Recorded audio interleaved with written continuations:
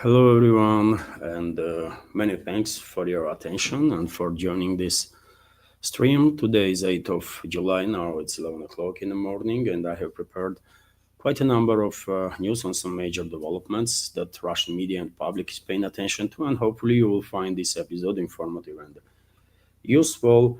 Before I start with the news segment, I will just remind you that, as always, after news segment, I will let's have a little community chat, short community chat. I will be engaged with the chat, and if I see any questions, I will try to react on it. Let's take some 15, 20, 30 minutes for that. And also, dear friends, let me notice that this media project is completely subscriber funded, so it exists only as long as it has your support and as long as I have your support to continue this work. So if you like what I do and want to see further development of this project, please consider to support. You can do it through several means. You can donate through PayPal or Boosty platforms, or you can subscribe to my Patreon page where I have extra content on regular basis. And you can use crypto for donation, or during the live streams, by the way, you can use Rumble platform, where my channel is monetized, and you can donate with a super chat feature, or you can become a premium subscriber. All the links is on description under this video in description box, and after this stream I will pin comment with links and addresses and so on. That's been said, dear friends, let me also tell you that yesterday late evening, or I might even say early this morning, because it was after midnight, I published on Patreon second news update. It's like 50 plus minutes, but which was divided on two news segments, one in the beginning and one towards the end of the video. And the first news segment, I did publish on YouTube and Rumble too. And I'm not going to repeat news, at least all of the news that I reported yesterday in that walk and talk type of video from streets of Moscow. And so if you're interested, please check that video on YouTube and Rumble. It is there. And well, that's been said, let's start this stream, by the way, news segment of it. And first of all, let me give you this news from RIA Novosti, that Pentagon confirms it will send additional weapons to Ukraine. Topic of US military supplies to Western-backed terrorist regime of Zelensky continues to make headlines because a couple of days ago, as we all know, reports are coming in that US halted deliveries of at least some weapon systems, mainly guided missiles for air defense systems and air-to-ground attack missiles, also anti-tank missiles, mobile air defense missiles like Stinger. So it was mainly missiles, although rumors were circulating that the US is halting deliveries of all weapon systems. That was their initial report, but and then Western media outlet, by the way, especially one that is controlled by globalists, went crazy about it. Every time they had the opportunity, they were asking US President Trump about weapon supplies to Kiev regime. Yesterday was no exception. And Trump, during his meeting with Israeli Prime Minister Netanyahu, was asked once again about this topic. And let me give you his answer, dear friends. He was quite clear what he intends to do. And well, I have a video on that. That's it, I believe. Weapons to Ukraine? We're going to send some more weapons. We have to. They have to be able to defend themselves. They're getting hit very hard now. They're getting hit very hard. We're going to have to send more weapons. Yeah, defensive weapons primarily, but they're getting hit very, very hard. So many people are dying in that mess. So he was very clear that the US will continue weapons supplies to this Western-backed terrorist regime of Zelensky, which means more people will be forcefully mobilized by Kyiv regime, more people will be sacrificed for geopolitical agenda, geopolitical ambitions of their globalists, neocons, and the rest of their influential forces in the West, which is unfortunate. But yet again, none of us probably are surprised about it. Trump, in his statement, said that some defensive weapons will be sent to Kyiv regime. Hard to tell what he meant by this.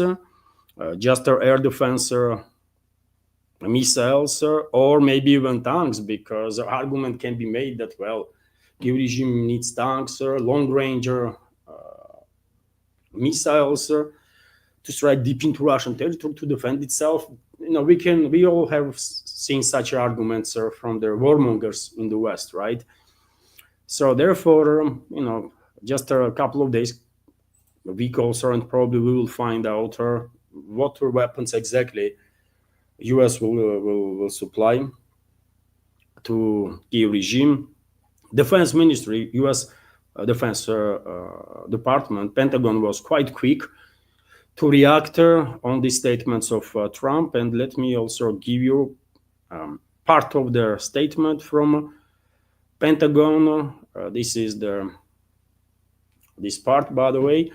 At the President Trump's direction, the Department of Defense will send additional defensive weapons to Ukraine to ensure the Ukrainians can defend themselves while we work to secure a lasting peace. Yes, I mean, that's the way to go. When you want peace, you are sending more weapons. You are fueling conflict further. I mean, something is wrong with these people, man. Their brains are dead. Our framework of POTUS to evaluate military shipments across the globe remain in effect and is integral to our America First defense priorities. At this point, whenever you hear America First from these guys that are formally at least in charge in US, I mean, love is the first reaction, isn't it? They already proved time and again that they are anything but America First. Let's be real on that, isn't it? It's going to be costly for US, dear friends.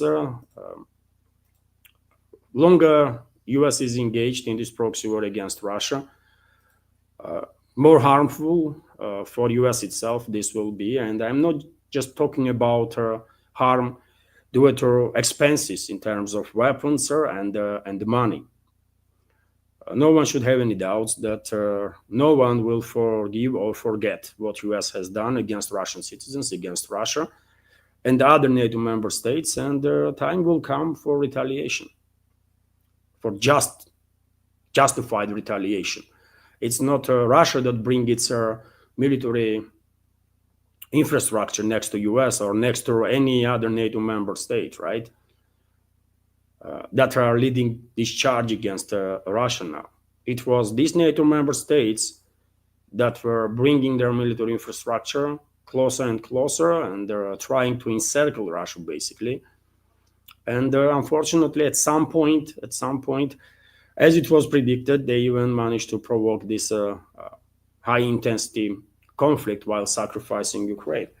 But yet again, no one should have any illusions in regards to price that NATO countries will pay, because they're going to pay heavily. It's inevitable, by the way. It's just absolutely inevitable. And no one should blame Russia then, No one should blame Russia. No wonder why collective West is hated all over the world, by the way. Because of their terrorist activity, because of their criminal activity, because of their attempts to bully everyone and provoke wars all over the world. At some point, they're all going to pay heavy price. Nevertheless, let's continue with some more reports. Wall Street Journal, by the way, come up with an article that US President Donald Trump told Zelensky he was not responsible for weapons holdup. Let me give you some details. This is becoming really bloody circus, by the way. Collective West is a bloody circus, for sure. So during a phone call with Zelensky that happened like a few days ago, Trump said he was not responsible for the suspension of arms supplies to Ukraine. Trump told Zelensky that he had not ordered a freeze on arms deliveries to Kiev, signaling that the United States remains committed to provide military aid to Ukraine. In a phone call on Friday, Trump explained to Zelensky that he had ordered a review of the Pentagon weapons stockpiles following the US strikes on Iranian nuclear sites last month. The sources said, however, he did not order a freeze of arms deliveries.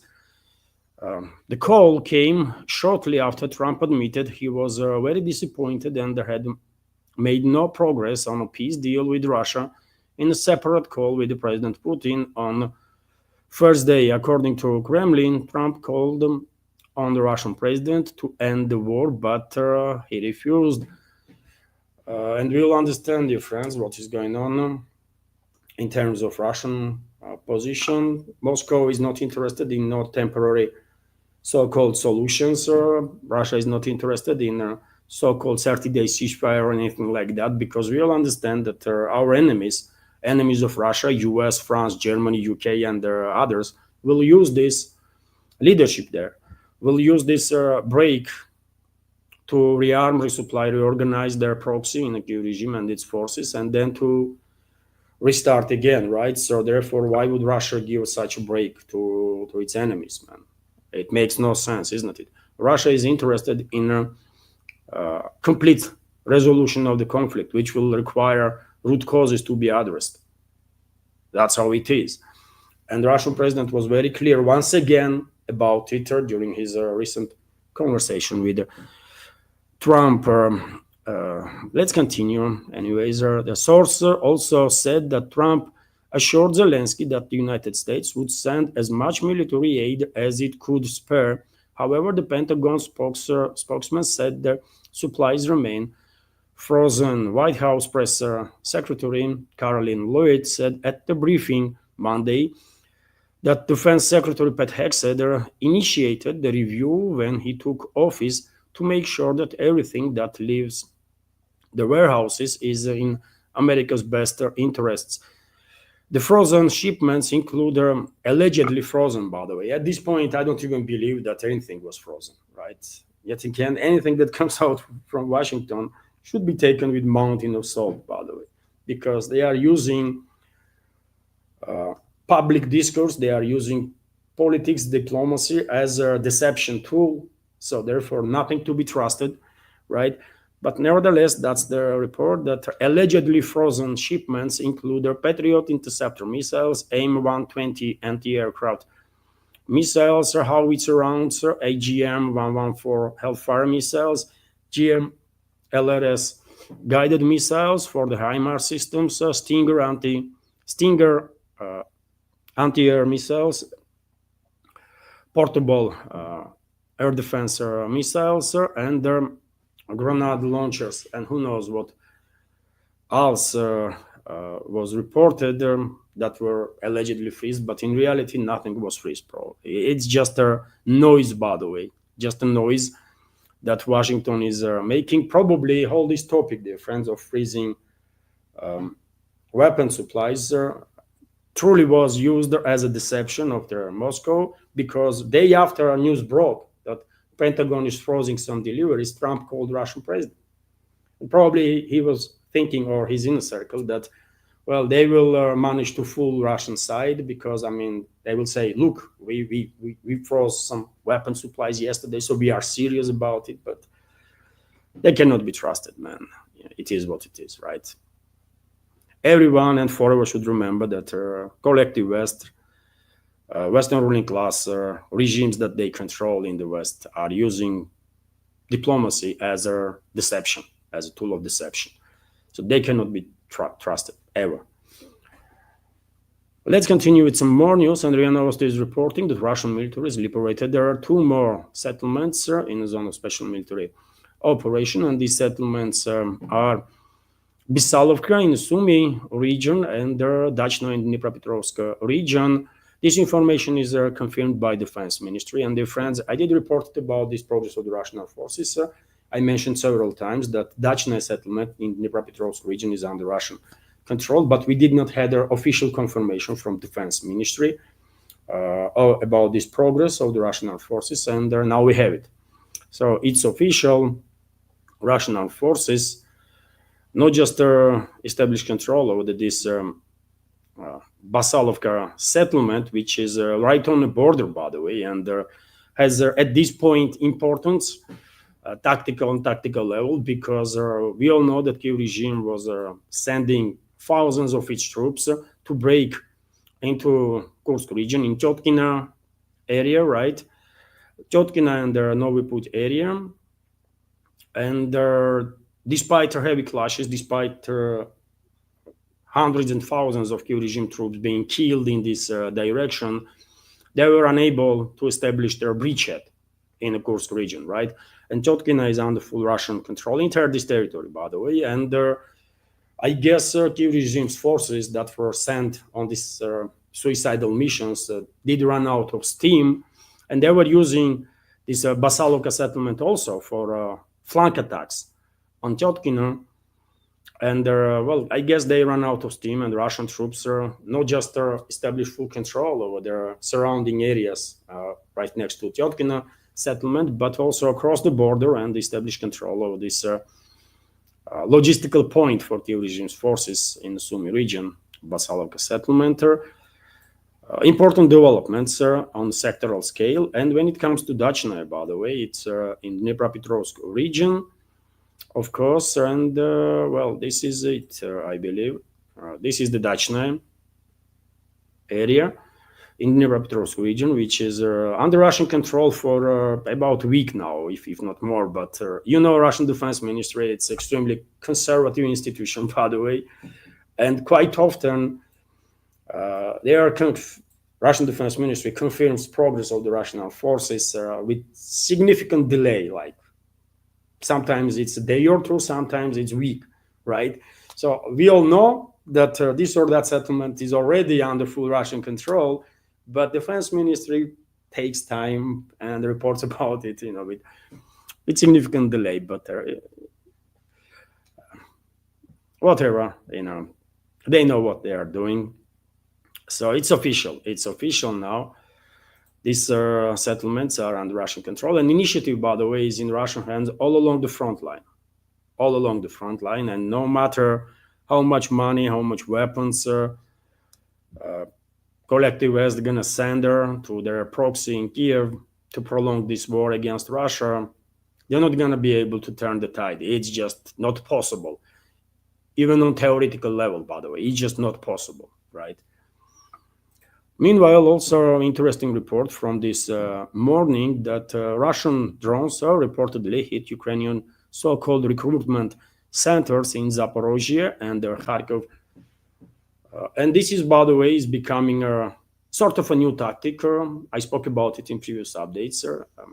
Sort of a new tactic when Russian forces are targeting these so-called recruitment centers that are kidnapping people, by the way, from the streets, from the shopping malls, from, in many cases, from their own homes, by the way, right?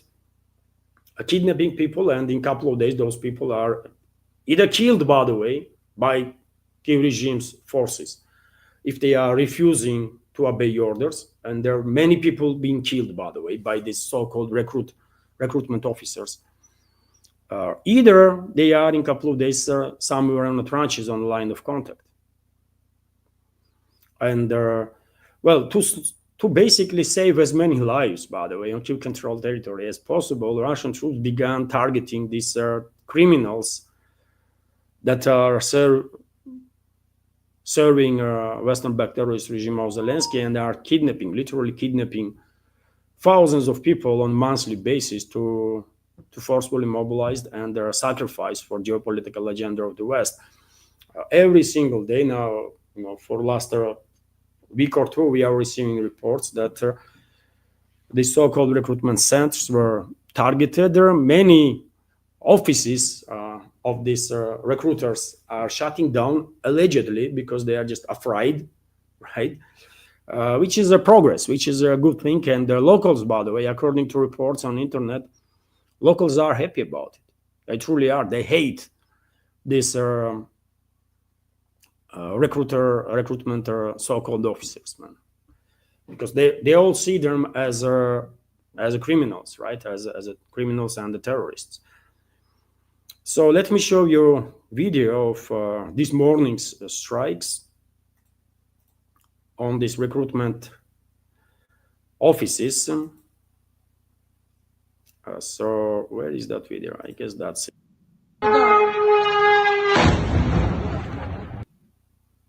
So once again, yeah. And I guess that recruiters that were in that building most likely will never ever kidnap nobody, right? To sacrifice for the geopolitical agenda of the West. And whoever was there at the point of the strike, not there, will probably think more what they are doing. Let's continue with some more news. And next is this report from Vzglyad newspaper that fighters of the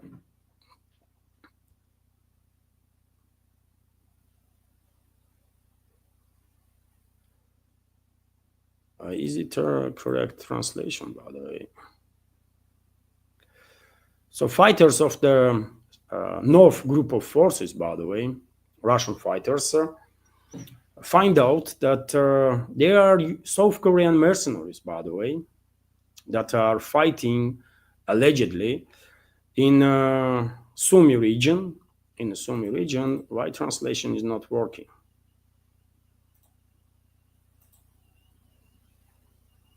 Okay.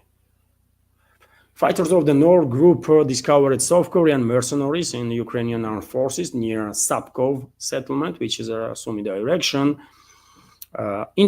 Interrogations of their prisoners of war have shown that groups of mercenaries from South Korea are operating in 132nd Separate Reconnaissance Battalion in the area of the village of excuse me, Satki. Their unofficial Telegram channel of the Sever group of forces, Sever veteran group, reported. Sever is a North group of forces, by the way. Reported. And this is interesting, I believe, because, well, we all know that North Koreans did participate in operations on Russian side and help Russia to liberate Kursk salient area from invading forces of the Kyiv regime and their NATO mercenaries. And I guess Seoul, South Korean leadership, South Korean militaries also want their troops to have some real battle experience. And most likely they are sending some of their special purpose units on Kyiv controlled territory to receive this experience, right? So probably they are participating in a fight on side of Kyiv regime. Big mistake on part of Seoul, because yet again, Russia will not forget and Russia will not forgive, right? And South Korea will pay heavy price for this crime. I don't believe these are just mercenaries, by the way. I mean, some days, some South Korean just wake up and said that, you know what, I'm going to go fight for Western-backed terrorist regime of Zelensky in so-called Ukraine. I mean, vast majority of South Koreans probably have no freaking idea where Ukraine is, and definitely don't care about Ukraine whatsoever, and never did and never will, right? So therefore, I believe this is a special operations units of the South Korea that were detected on line of contact, and okay, they will go back to their country in the body bags, most likely, as they should. Meanwhile, Ankara is awaiting Kyiv's response to hold their possible third round of Russia-Ukraine talks, Turkish Foreign Minister Fidan stated. And well, this is also interesting because Turkey, by the way, Turkish leadership stopped playing game of neutral, sort of neutral, even though Turkey never was a neutral, and recently joined the anti-Russian military coalition that is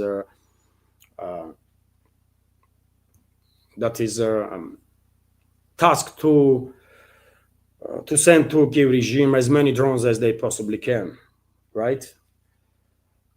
And after this development, and after recent escalation with Russia by Baku, by Azerbaijan, in which Turkey definitely plays some role as a proxy of the United Kingdom, I think it's worth for Moscow to reconsider its stance about continuing these talks in Istanbul, because it's senseless, by the way. Why should the Russian delegation go to Istanbul?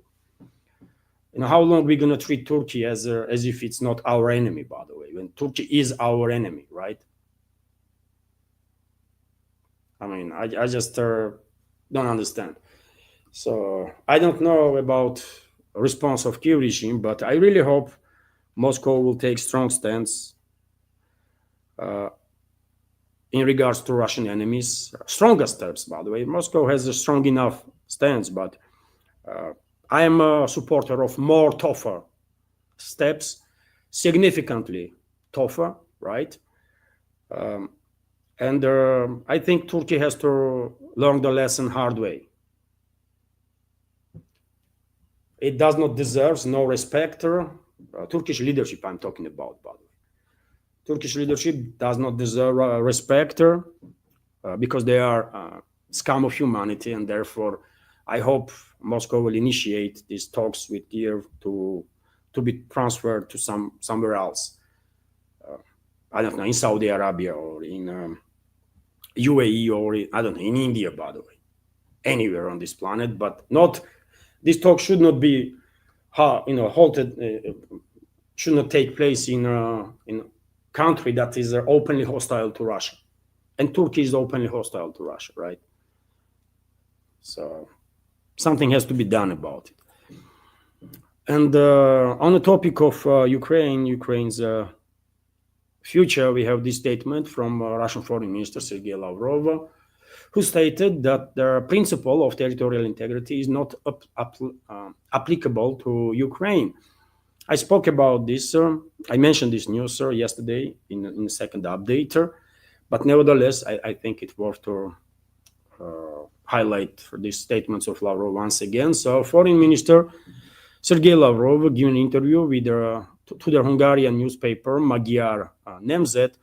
He called the principle of territorial integrity inapplicable to Ukraine and spoke about Russia's desire for a lasting peace. The Kiev regime cannot lay claim to this principle of territorial integrity. It applies to states that ensure equality and self-determination of peoples. Lavrov recalled that Vladimir Zelensky at one point called the residents of Donbass, eastern Ukraine, by the way, creatures, and called on them for the sake of the future of their children and grandchildren to get out of Ukraine and to move to Russia. And the residents of these regions actually followed this recommendation, let's say, from Zelensky, and they hold a referendum and they break away from Ukraine and then join Russian Federation. And they had every right to do so. Since the Kiev regime does not represent the population of these regions, then according to international law, it cannot claim that the principle of territorial integrity applies to the Ukrainian state in its current form, said Lavrov, and I agree with him 100%, by the way. I'm not even recognize Ukraine as a state, and never will, by the way. It's an artificial creation of the freaking Bolsheviks, Lenin, and the rest of the garbage, right? And should not exist. This artificial creation was turned Ukraine was built on Russian territory, historical Russian land, initially, and then Western neighbors of this former Soviet Socialist Republic suffered also, and they lost territories in favor of this creation of the Bolsheviks. So I don't recognize no freaking Ukraine, by the way. So I would use a stronger language. Lavrov is a diplomat, obviously, he knows what to say and how, but I'm not a diplomat, by the way. I don't give a damn There is no Ukraine, no such ethnicity, never existed, never will exist, and there is no such state as Ukraine. It's an artificial creation of Bolsheviks, and there should not exist. That's all.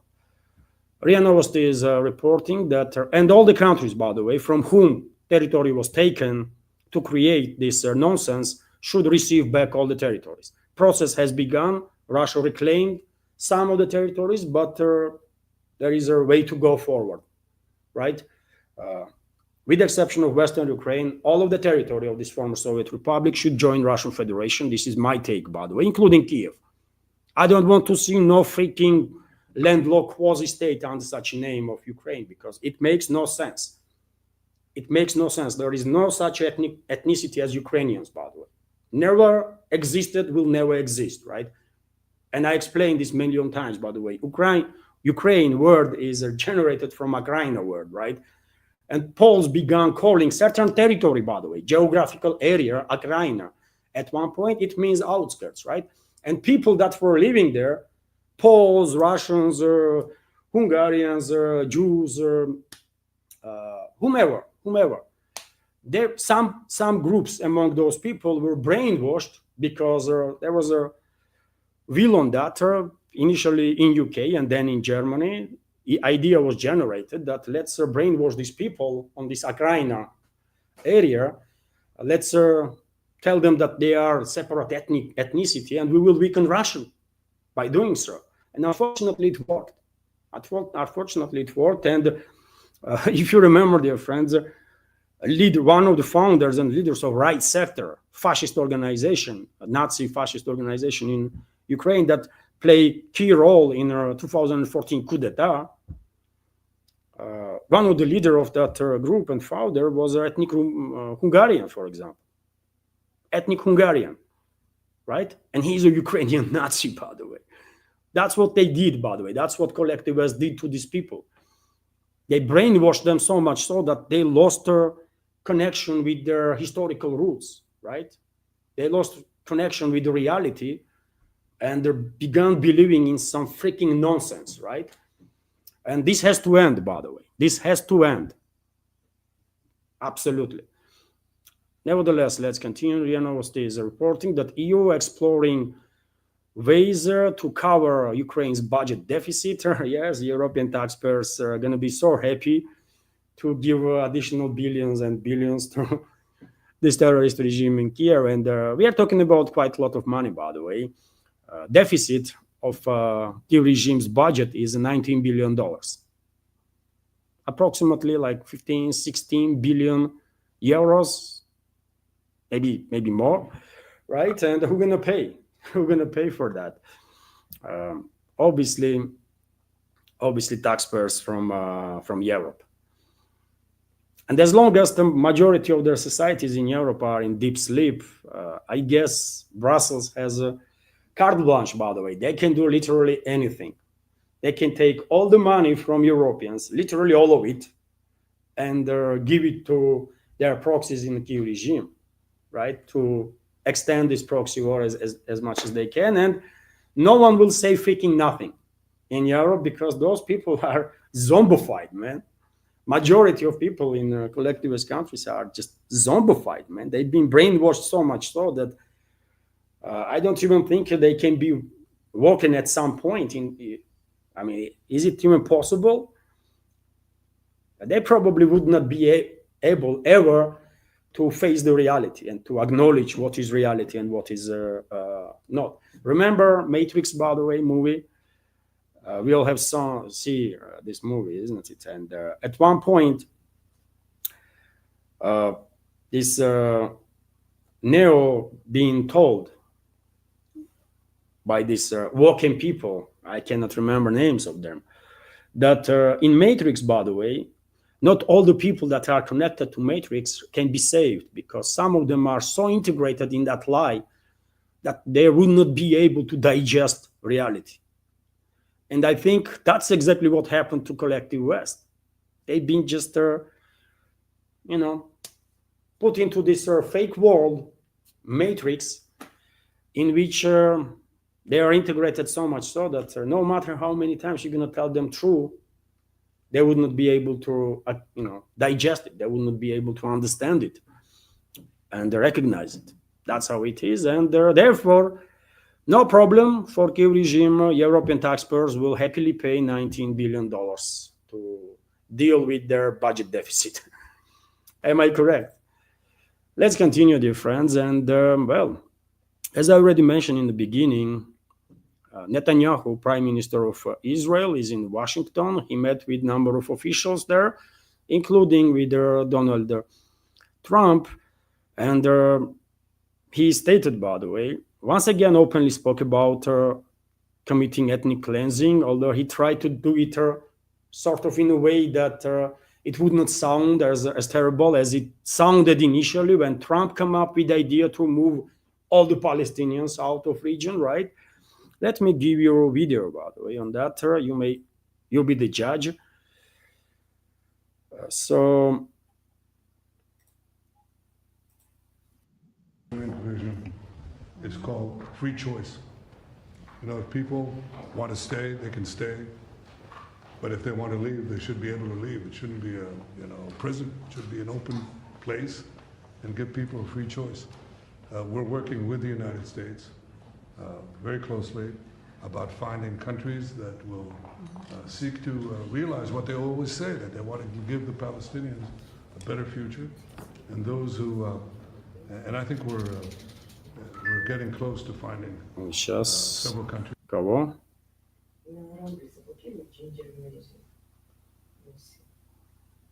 Yes, sir.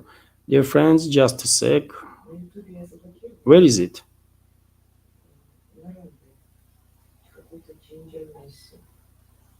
I cannot see it. Yes, on Rumble. Dear friends, I will come back here. There is some disturbance on Rumble, and I have to deal with it. There is no such.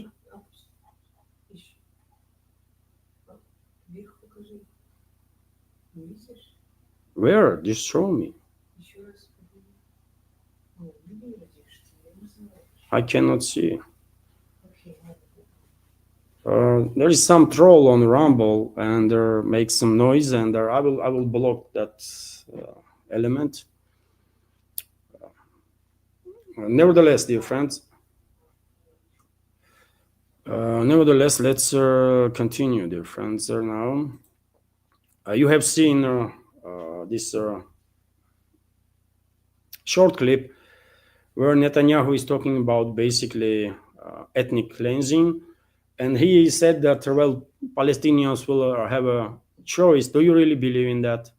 Do you really believe that Netanyahu's regime will give Palestinians any choice when they are not allowing humanitarian aid to get to the Palestinians, and people are not just dying because of their criminal actions of their IDF and the regime, Israeli regime, but people are dying in Palestine because of the starvation. And anybody in this world will believe that these criminals, these war criminals, by the way, Netanyahu and the rest of the garbage there that is in charge of this country, will allow Palestinians to have any say or any decision-making ability. They're gonna force out everybody. They're gonna force out everybody who would not be killed by Israeli forces will be forced to flee Gaza Strip, and they will do the same afterwards with the West Bank, by the way, make no mistake. And then they will do the same in southern Lebanon. And ambitions of these fascist elements, by the way, that are in charge of Israel, ambitions go much further than that. And now if you take a look at the map of this greater Israel, that regime is openly pushing, by the way, in Israel for representatives of the regime, you will see there that they are planning to take territories, massive areas from all the neighboring countries, almost, and even from countries that are not directly neighboring Israel right now. Saudi Arabia, for example. They want to take some lands from them too, right? So it's madness, by the way. It's a madness, and shame on humanity that we as a civilization are absolutely unable to stop these psychopaths, right? to commit this tremendous crime against humanity that they are committing for how long now? You know? So yes, Trump and Netanyahu met, and they discuss, among other things, they discuss how they're gonna commit yet another war crime. In this particular case, ethnic cleansing. And this is not all, by the way. Unfortunately, I mean, Western world truly becomes some sort of a, truly resembles at this point some sort of a bloody circus, because look at this video. The letter I sent to the Nobel Prize Committee, it's nominating you for the Peace Prize, which is well deserved, and you should get it.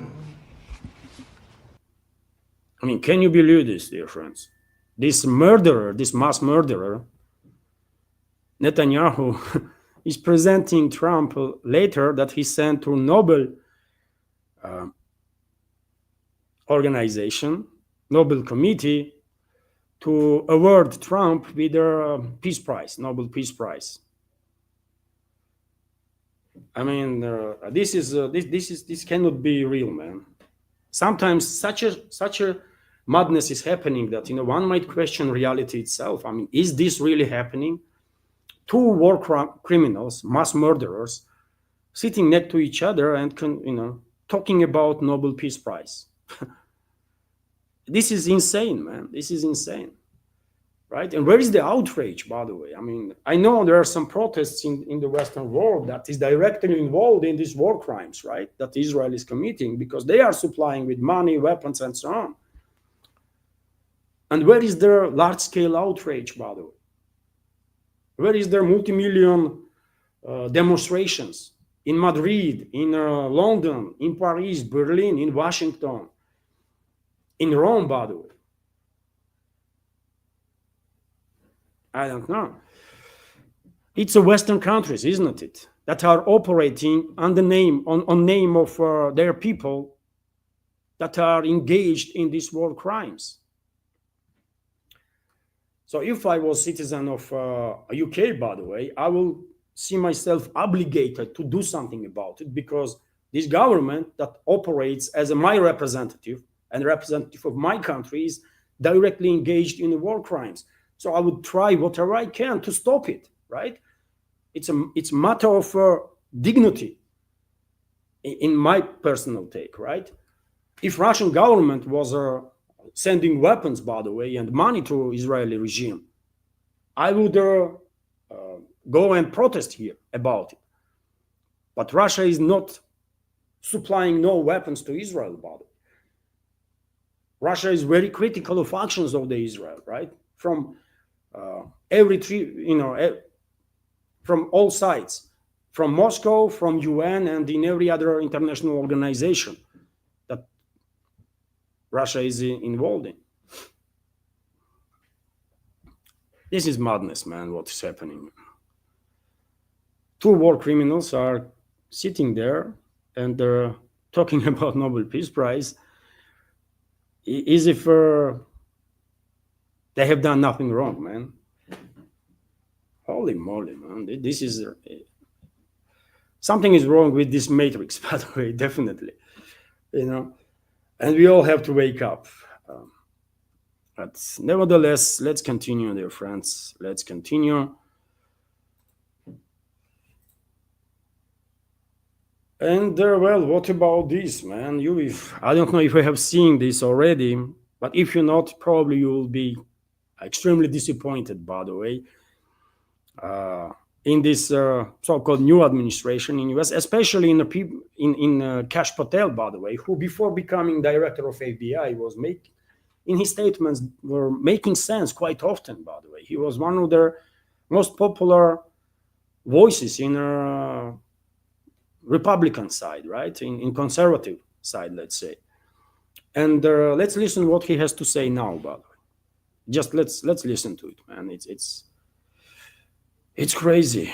Just off the machinery that feeds money into Iran. We will no longer have 100 hostages still in captivity, Israeli and American and otherwise, by Hamas and Iran's Hezbollah mercenary forces. We need America to wake up and prioritize Israel and bring home Israelis and make sure we stand by our #1 ally in Israel. Did you see, by the way? Director of the FBI, U.S. state institution, is on air, by the way, on Fox Business, is calling Americans to wake up and prioritize Israel. And he's still talking about Iran, by the way. It's crazy, isn't it? It's crazy, man. I have no comment, by the way. This is just total nonsense. I mean, U.S. citizens should be outraged, extremely outraged with what is going on. And probably you already have seen, isn't it, that that video that our FBI published of night when allegedly Epstein commits suicide. And some people actually watched this lengthy video and they noticed that there is 1 minute missing at one point. From 11:59 to midnight, there is a 1 minute gap, entire minute, right? And assets of Israeli or US Secret Services in 1 minute, by the way, can do quite a lot to neutralize anybody, right? Especially if that anybody is in the captivity. So that situation is also raising questions, isn't it? Although I never even believed from the beginning that FBI would publish a true video. They will fabricate video. They will now in nowadays, by the way, I mean, AIs are creating such a stuff that with a little help of programmers, I mean, if FBI would pay a little more time, they would not mess up, by the way. They can create any type of videos that would look absolutely like real. And hardly anyone would be able to notice that it's a fake, right? So I don't know. Something is going on, by the way, in US. Something very extremely dodgy, and people should become extremely wary about all this stuff, man. This is just not normal. Just listen once again. We will shut off the machinery that feeds money into Iran. We will no longer have 100 hostages still in captivity, Israeli and American and otherwise, by Hamas and Iran's Hezbollah mercenary forces. We need America to wake up and prioritize Israel and bring home Israelis and make sure we stand by our #1 ally in Israel. I don't know. I don't know, man. Instead of saying we should prioritize America, and we have so many problems, by the way, and there is social issues. I mean, social fabric is stretched beyond their imagination, right? There is an infrastructure is crumbling, and the bridges are freaking collapsing, by the way. That's how old some of the infrastructure is, right?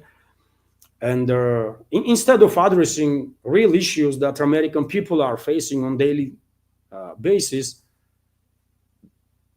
Trump's administration, high-ranking officials there are calling to prioritize Israel. I mean, are you serious, man? What the hell? This is crazy, man. This is crazy, but I don't know. Let's continue with some other news that maybe makes some more sense, by the way. On Telegram, dear friends, and Twitter X, I did share that video that FBI published allegedly from night when Epstein committed suicide, and you can see yourself 1 minute is missing. Although even without that, I would not believe ever that FBI would publish real content, because they clearly are hiding the stuff, isn't it? Clearly, by the way, Trump's administration is hiding the information in regards to Epstein, and the case even being closed, if I'm not mistaken. They are not even investigating no more anything at all. Let's continue. And well, yesterday, dear friends, there was another attack on a commercial vessel off coast of Yemen. Some small boats get close to a merchant vessel that allegedly was connected directly or indirectly with Israel, and armed people from the small boats opened fire on this vessel and caused some serious damage. State of that vessel for now is unknown to me personally. I will check media what has happened to that. But day before, similar attack was done in regards to other vessel, and that vessel sank. That vessel sank. So maybe this vessel that was attacked yesterday, presumably by either Houthi rebels or maybe affiliated groups with the Houthi rebels or Ansar Allah movement, or allegedly, by the way, I don't know how the picture, isn't it there? Maybe this is a false flag. It's also a possibility, right? But nevertheless, second day in a row, day before yesterday and yesterday, there was attack on the vessels from small boats, and this tactic is quite effective. Quite effective. It is difficult to detect these small boats, and armed people with RPGs can do quite serious damage to these commercial vessels that have no protection, basically, or significant protection. Nevertheless, RIA Novosti is reporting that Iranian president accuses Israel of assassination attempt. Okay, screen capture. I need to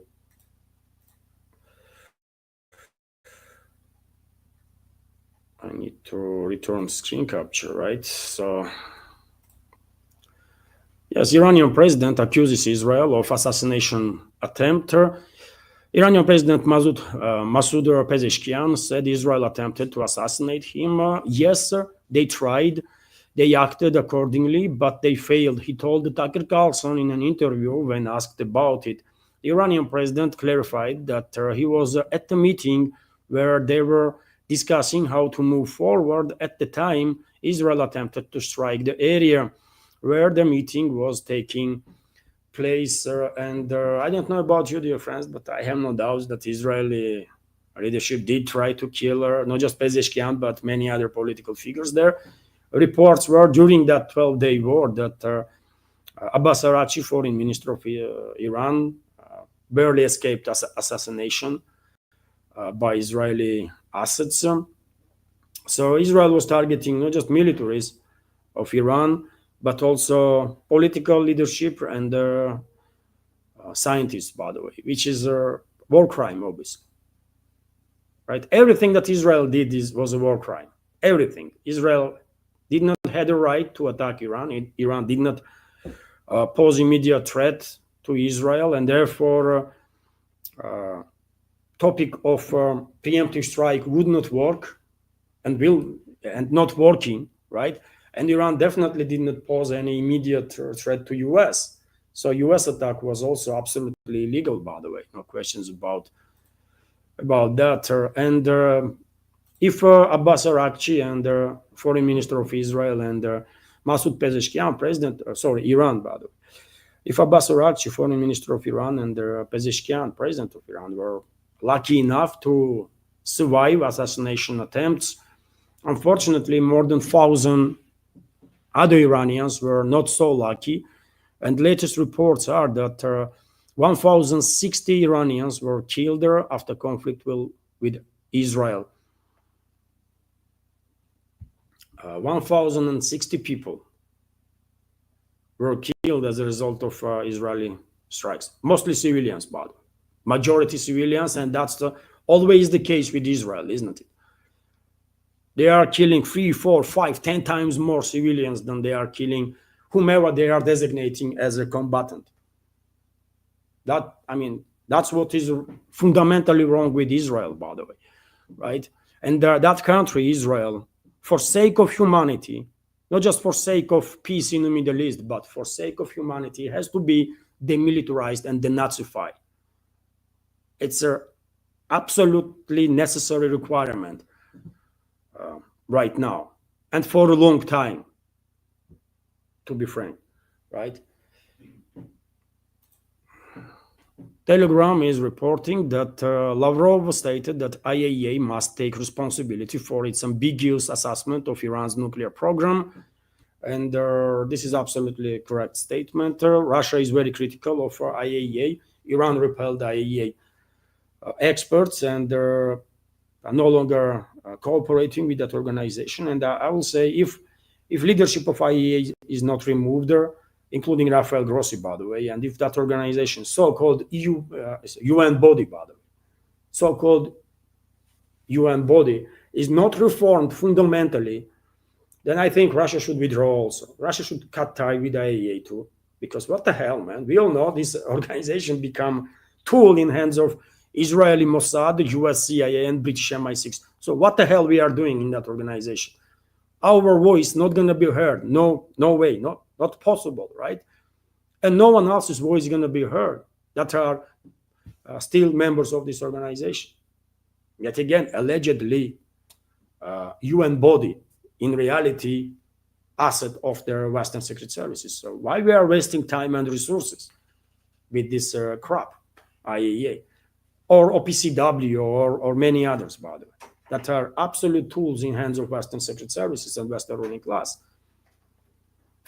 I think, by the way, Moscow and Beijing and many other capitals, especially among BRICS member states, will demand reforms to happen in IAEA. Otherwise, truly, I mean, it will make no sense for anybody to be a member of this organization. And I guess vast majority of our community will agree with me, isn't it?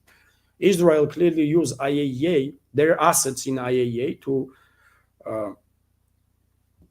publish dodgy statements, dodgy assessments from IAEA that would allow Israel for many ways of interpretation.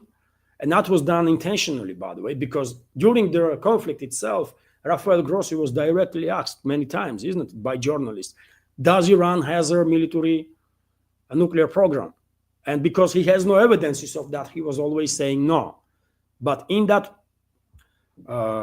document that they published day before Israel attacked, by the way, Iran, statements were not as clear intentionally, so that Israel will have opportunity to manipulate with it, right? So IAEA should be dissolved, by the way, and something else should be created, for sure.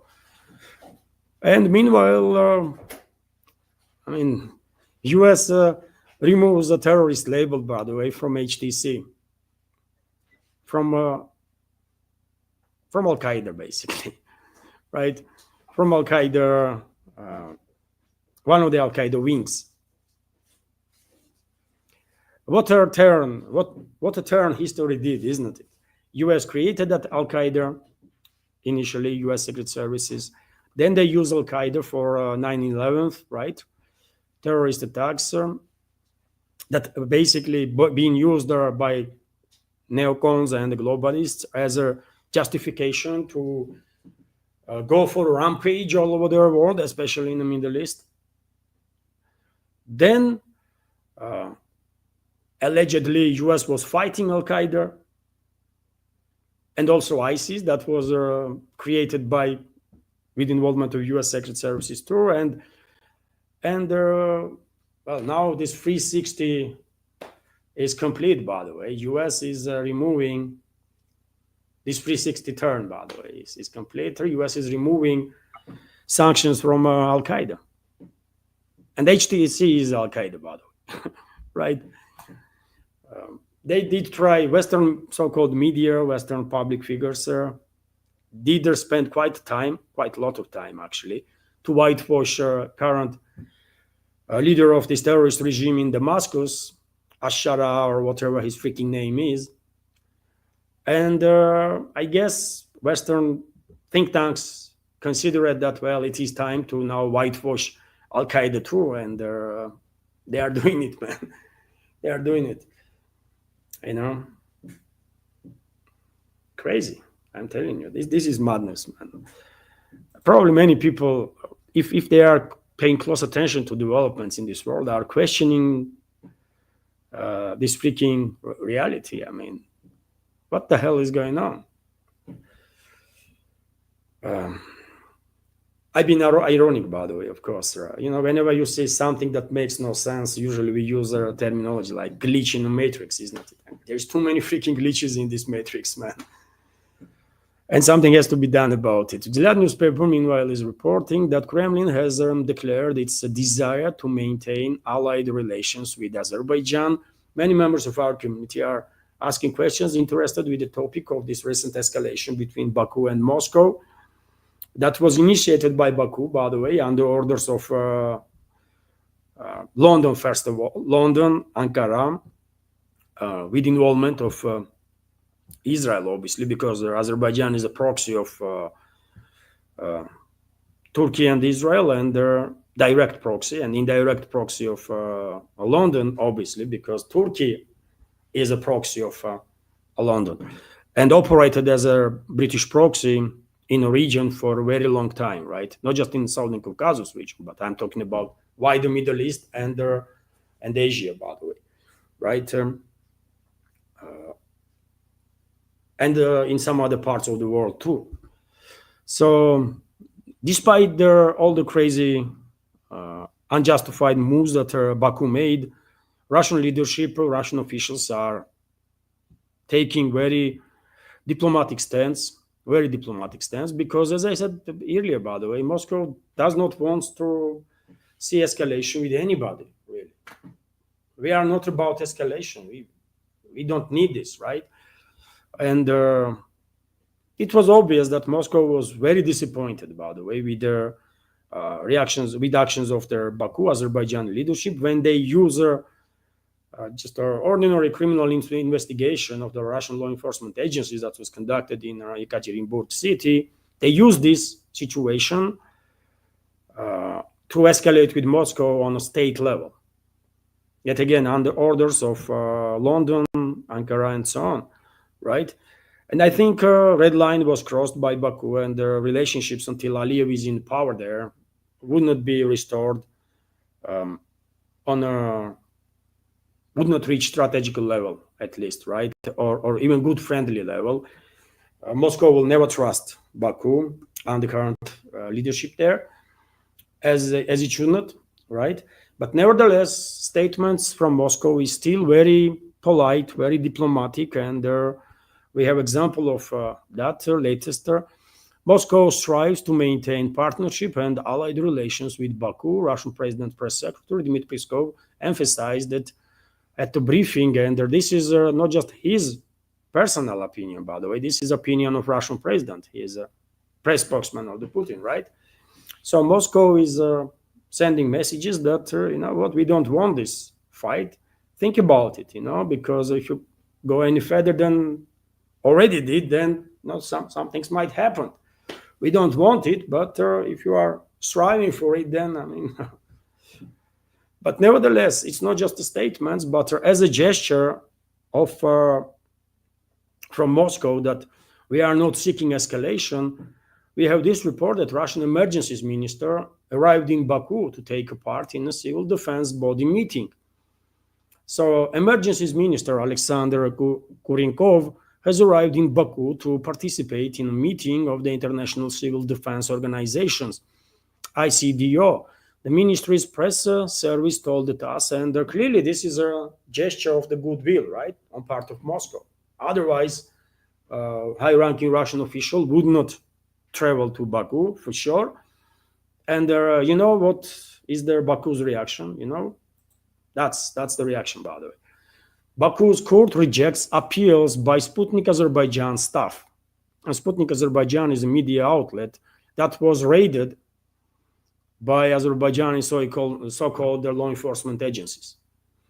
So Baku court has rejected the appeals of the lawyers of the Sputnik Azerbaijan editorial board, Chief Igor Kartavych and their editor-in-chief Evgeny Belousov, who were arrested on July 1st to charge their preventive measures.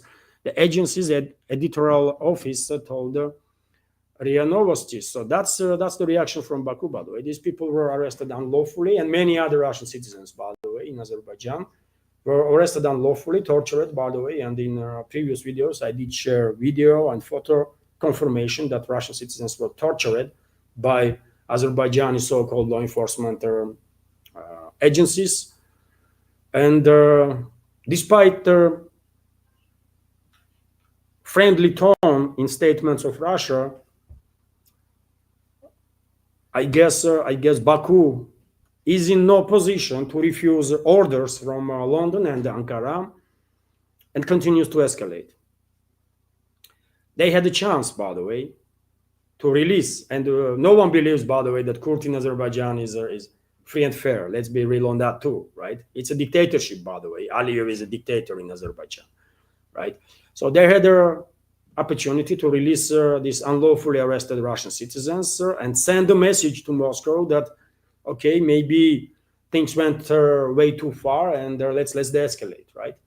But no, Baku is not about de-escalation, and not necessarily because Aliyev himself don't want to de-escalate, but because he probably is a hostage at this point of his partners, so-called partners, from Turkey, from Israel, from UK. And UK has a huge, massive presence, by the way, in Azerbaijan. Since the collapse of Soviet Union, BP went in, British Petroleum, and British Secret Services, obviously, with it. And well, they establish a massive grip on this country's political class, so-called elites, and so on, right? So, and they are escalating now. London is escalating now with Moscow, because after globalists, Zionists, neocons failed to provoke regional war in the Middle East, at least during the first phase of escalation that we witnessed just recently with attacks on Iran, London probably and globalists are afraid that they are losing position. They're going to be seen as a weak by their competitors, and they are escalating. They are escalating. They are going on offensive to somehow, I think they can protect their interests this way, but I don't think it will work. I don't think it will work. One of the forces that are opposing, in this particular case, London and their allies, Turkey included, by the way, is France. And France may not be as powerful. French elites, by the way, French political elites, financial elites, business elites, and also public elites, by the way. In France, by the way, Masonry is extremely powerful force, right? And basically only group in Masonry, I will argue, that is there to oppose British Masons, right? To compete with them, sort of. And British Masons, with main base in Scotland, right? I mean, they are extremely powerful, most powerful Mason group, by the way, probably. But nevertheless, France is one of the countries, by the way, French elites that are opposing UK because they see weakness. They see weakness, by the way, as many others did, right? And French president was, authorized by local elites to call the Russian president, ask for a green light to take care of Aliyev regime, and probably he did receive this green light. Maybe not directly, but maybe Russian president said during that conversation that, you know what, you do you, just make sure you're not going to blow up entire region there, right? We don't want to get involved. We don't want confrontation, not with you, not with Azerbaijan, not with anybody, but I mean, it's not always up to us, right? So you do you, just get out of here. Probably that was the Russian position, by the way. And France gonna attack.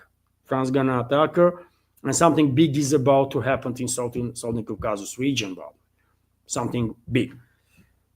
Aliyev should flee Azerbaijan while he can, because he is finished. France will take care of it, by the way. And maybe, yet again, maybe France is not as powerful as some other groups among globalist controlled countries, for example, like UK, but France is still powerful enough, by the way, to take some actions, right, if necessary. We should not underestimate, we should never underestimate or overestimate, right, capabilities of this or that group. So let's see, by the way, but this is the message. This is the message that Baku is sending to Moscow, that they are not about the escalation at this point, right? Otherwise, they could release these unlawfully arrested Russian citizens, including journalists, by the way, and that would be a clear enough signal, right? But they did not use this opportunity. Let's continue, dear friends. And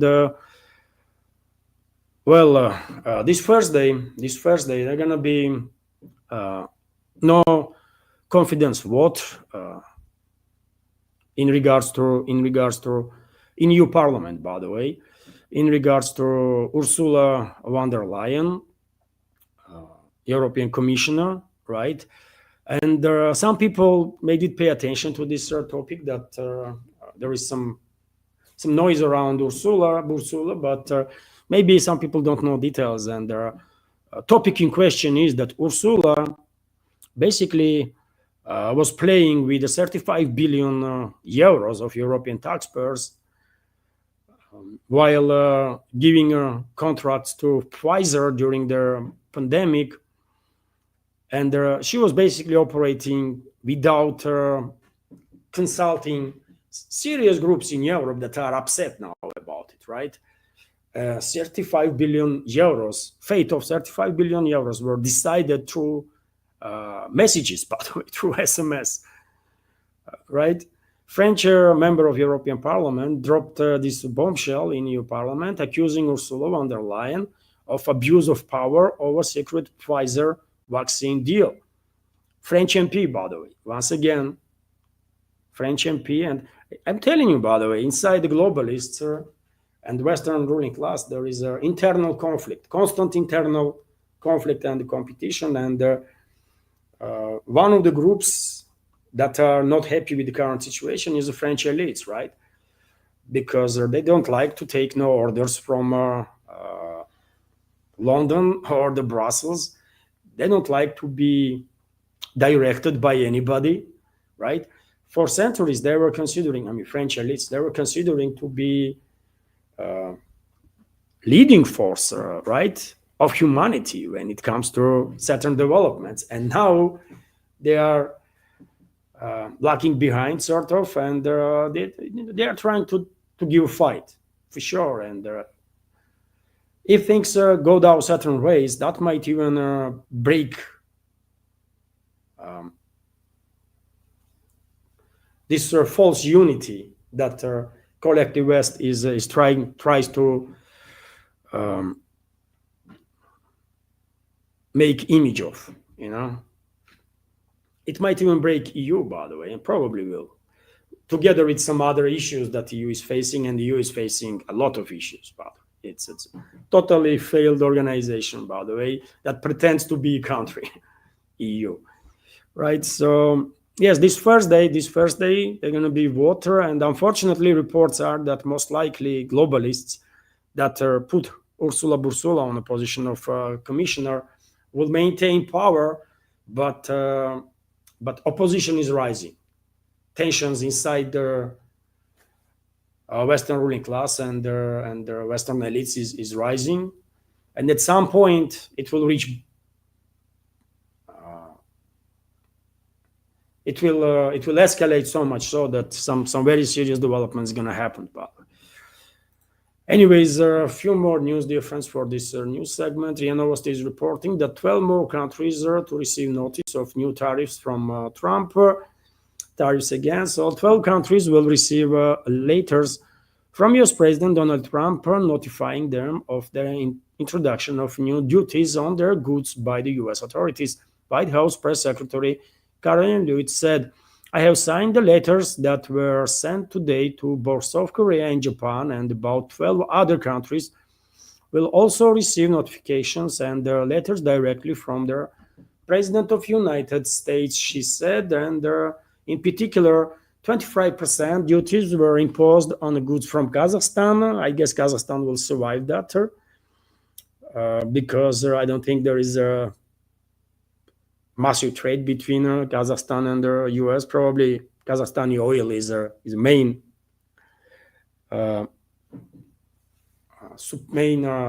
item in trade between the two.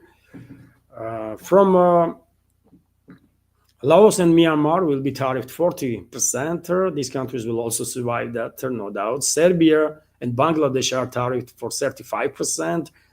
Indonesia for 32%, and that's a big deal, by the way. Indonesia is a massive country, by the way, 300 plus million people, right? It's a huge economy. And I guess US market gonna feel these additional tariffs on Indonesia. South Africa, as well as Bosnia and Herzegovina, was tariffed 30%, also a huge number.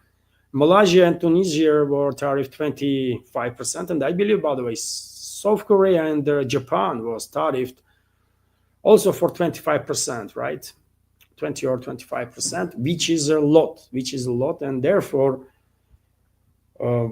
soon US consumers should expect that certain items will disappear from the shelf and some others will go up in prices very noticeably, right? And this is just the tariffs in 20s and 30s, right? In percentage point.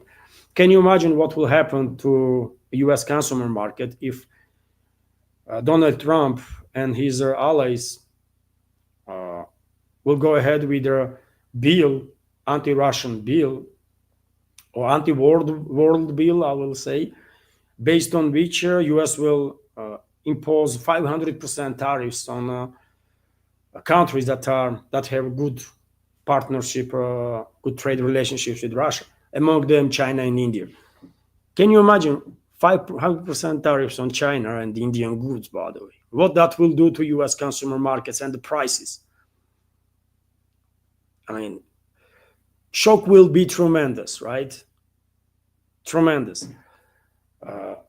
And even though I still have some doubts that Washington will go ahead with that bill, because it's just too crazy, too dumb to do that such a stuff to US, by the way.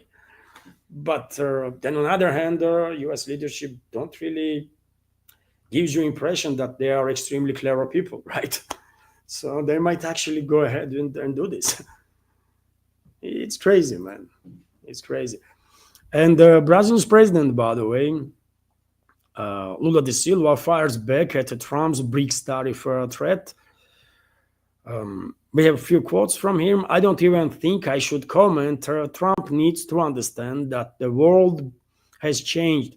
Says if Americans can impose tariffs, then so can other countries. And Lula da Silva was responding, by the way, to Trump's threat that he will impose additional 10% tariffs on countries that are cooperating with BRICS, right? And it is dozens and dozens and dozens of countries, by the way. Over 30 countries right now are in the queue to join BRICS, right? And many more are preparing themselves to be eligible to apply for BRICS membership, right? And just the day before yesterday, about that was, isn't it? Trump threatened BRICS and also BRICS partners with additional tariffs. And I guess Lula da Silva had enough of it, and he just went on a little rant there and just reminded Trump that it's not just US that can impose tariffs, right? Other countries can do it also. Although during the BRICS summit that take place in Rio de Janeiro, by the way, in last few days, practically all the leaders, all the delegations were pointing out that these tariff wars and the trade wars that are initiated by the collective West, by US first of all, are not going to benefit nobody, right? Absolutely, and this is true. There are going to be no winners as a result of this trade war. I mean, it's just so obvious, isn't it? But yet again, I mean, tell this to US leadership, man. They are in different universe, man. And I will end, dear friends, this new segment on this report, and then let's have a short chat about any topic, really. So US food poverty doubles in 4 years, according to Axios, which is crazy, isn't it? Food insecurity among American adults has nearly doubled since 2021, Axios reported on Sunday, citing data from Morning Consult. The striking statistics aimed steep cuts to federal food assistance programs in the world's largest economy, fueling concerns about the welfare of their millions. US President Donald Trump's Big Beautiful Bill signed into law last week includes 230 billion in cuts to the Supplemental Nutrition Assistance Program, or SNAP. Over the next decade, the legislation imposes stricter work requirements, extending mandates to individuals up to age 64, and reduces exemptions for parents. The proportion on U.S. adult reporting that they sometimes or often do not have enough to eat has been steadily rising in recent years. According to the survey, in May, 15.6% of adults were classified as a food insecure, nearly twice the rate recorded in 2021. What is going on in US, by the way? This is tremendous increase, isn't it, in the poverty? Just in 3-4 years, number doubled. At the time, expanded their SNAP benefits and then enhanced their child tax credit had helped reduce poverty and increase access to food. The increase in food insecurity comes as the US economy shows signs of strength, and the stock market hit record highs, which is also, quite interesting, isn't it? Stocks are doing, billionaires are doing greater and greater, and ordinary people, well, John Lear, chief economist at the Morning Consult, noted that there is such a disconnect now between record high on Wall Street and elevated levels of food insecurity. In Philadelphia, for example, the Share Food Program, a major food bank network, has reported 120% increase in demand over the past 3 years.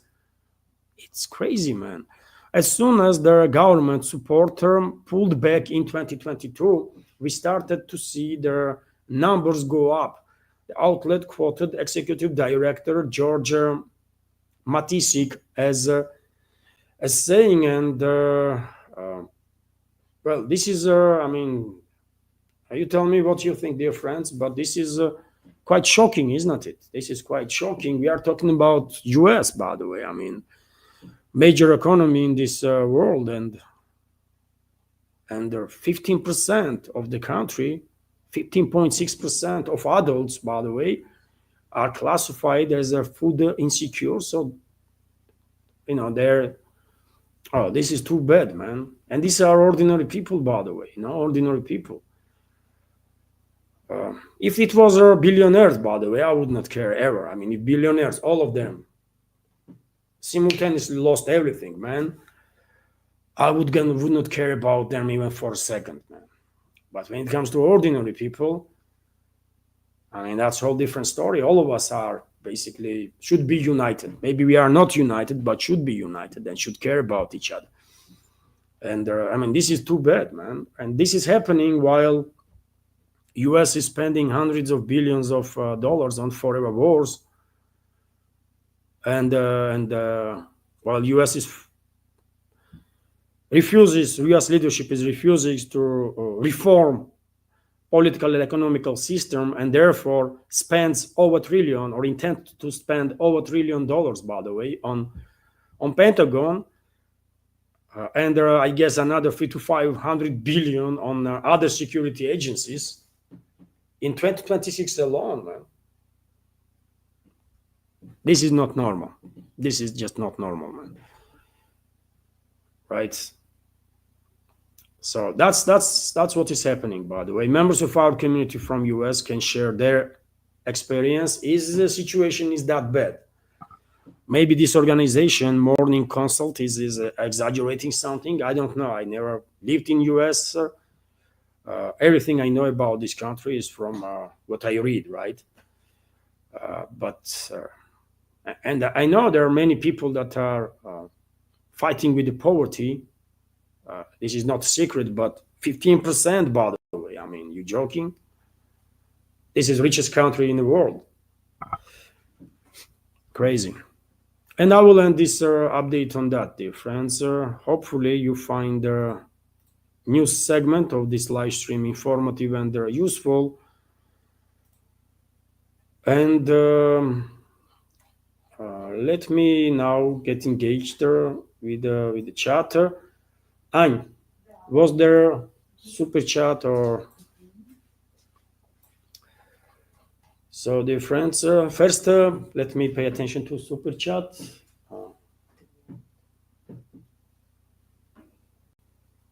Dwalder, thank you very much for your $50 donation on Rumble and for your super chat.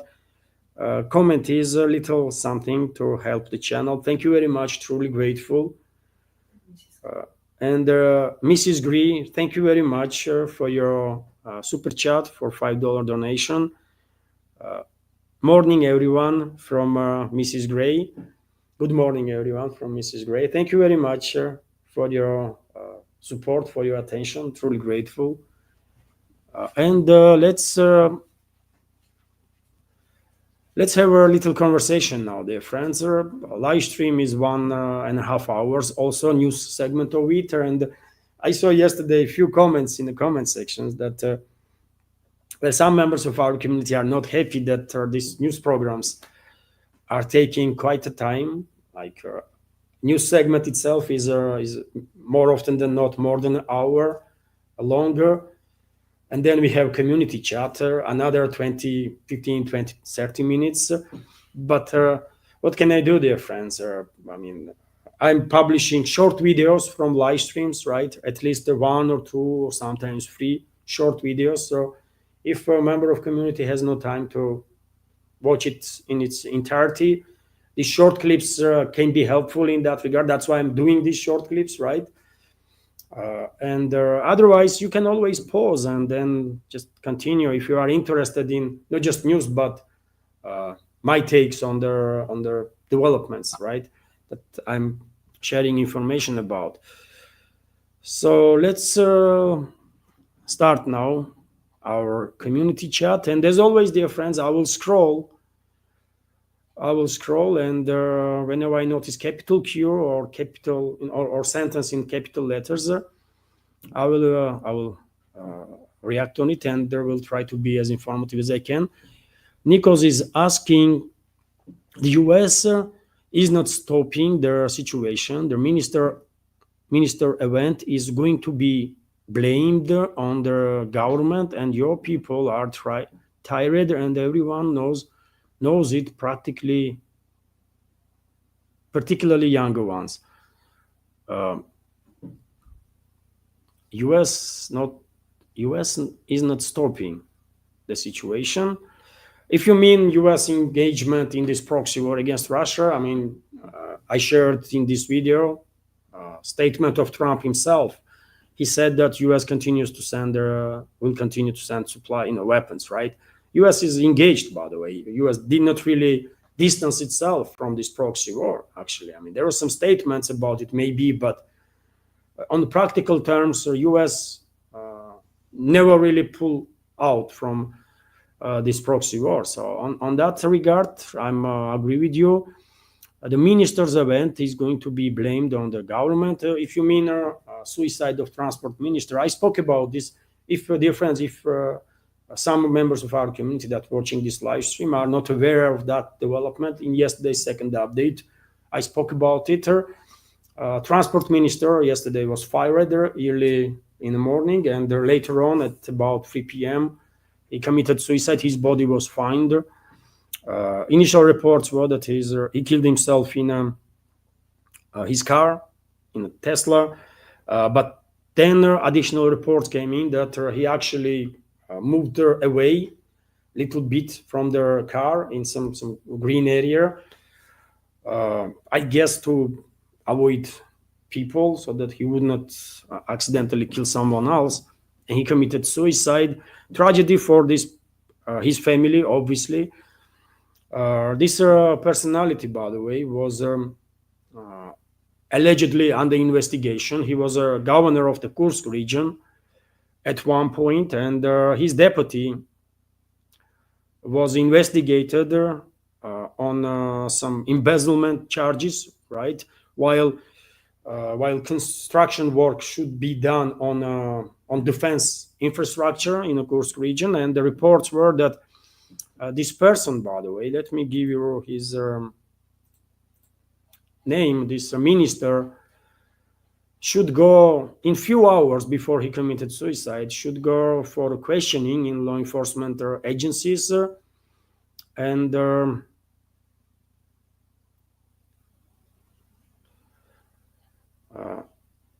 so Roman Starovoit, by the way, that's the name of the person. So Roman Starovoit was summoned to go to in one of the law enforcement agencies for the questioning. And I guess he had a mental breakdown or something. I don't know. I mean, it's hard to tell, isn't it? And probably due to this emotional state, he committed suicide. I mean, in the West, Western propaganda outlets, Western so-called elites might blame, I don't know, who they're going to blame, by the way? Government of Russia? Okay, who gives a damn, man? I mean, who gives a damn? What the Western propaganda going to say, man? I mean, or the Western so-called elites. We don't care. If you care, I mean, too bad, but we just don't care, man.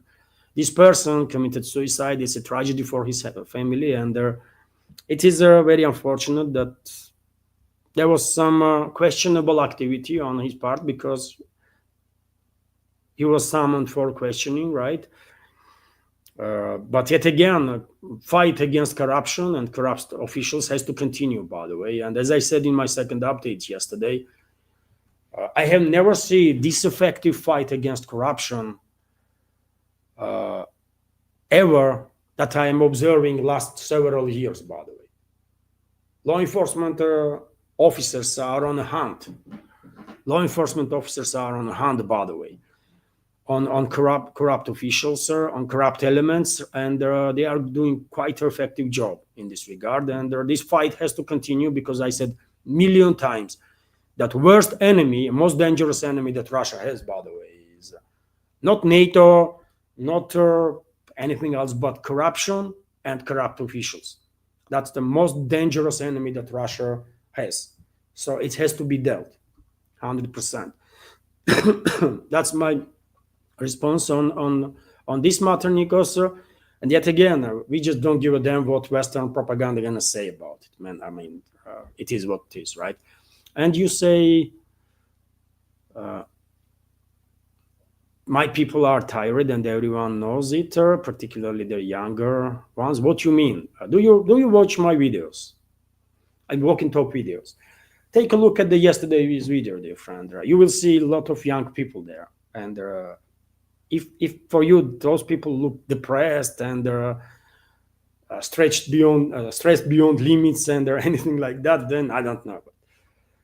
I live here, right? So I don't think you know better than I do what people think and how people feel themselves, right? And I'm not pretending that I have a latest stats on any study. Whenever I come across a statistics, some studies, I pay attention to it, because that's my work, right? I have to know as much as I can. But trust me,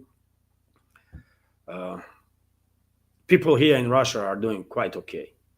You know, we are just fine, and the young generation too. You know, yet again, Nikos, I did notice that probably maybe I'm mistaken, but I guess you are paying just quite attention to these so-called opposition channels of the people that run away from Russia, right? And they're most likely are assets of the Western secret services, and their accounts being inflated artificially by the algorithms.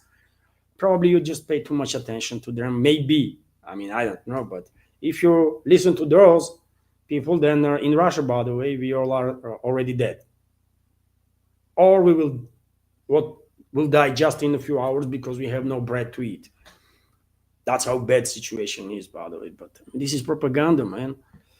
Just don't buy into it, or come to Russia. That's the best. If you're really interested, Come to Russia, see yourself, man.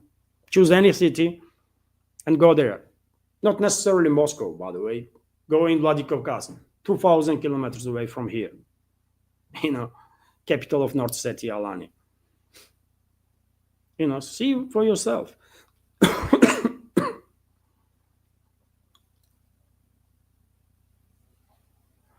Let's continue, dear friends, and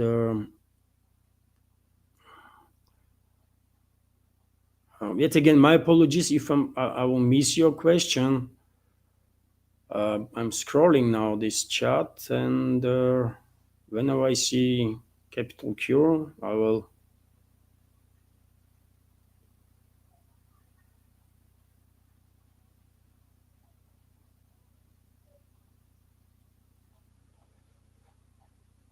Questions. Dear friends, if you come across short clips that I will make from today's news segment, and if you have time, please pay attention to it if you can. Just open it and if you can put that like button if you like this video, because you would already know content of those short clips. Maybe you can leave some commentary, and please like this live stream too, dear friends. It might help to reach wider audience. So there are no questions, seems like.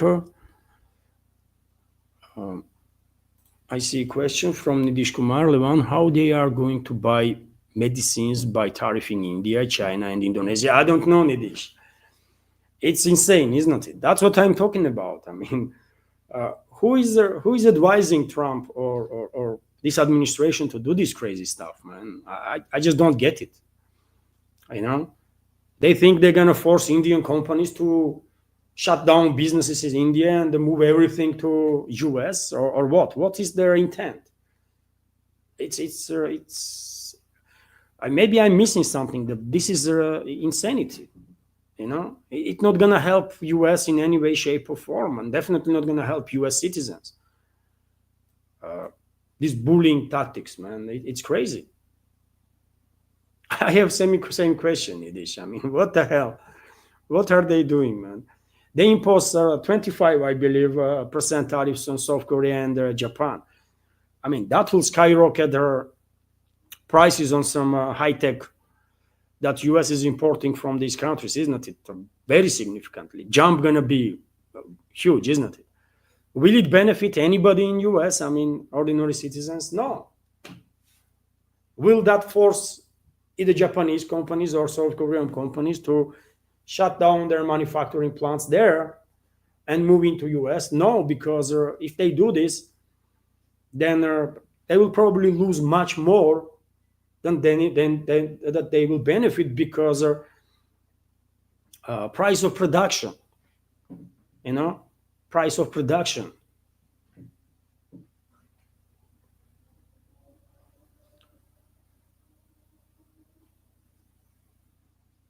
But I mean, Japan and South Korea, okay. But I mean, China and India, by the way, and Indonesia. I mean, do they even realize how important these countries are for world economy and for world in general? By the way, I don't know.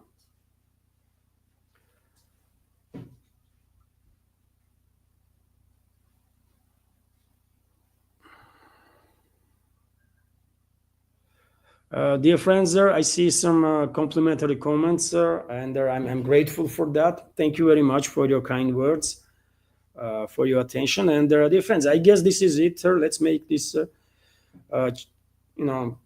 chat, community chat shorter today. Video is already 1 hour and 40 minutes. Thank you all for your attention and support, for your questions.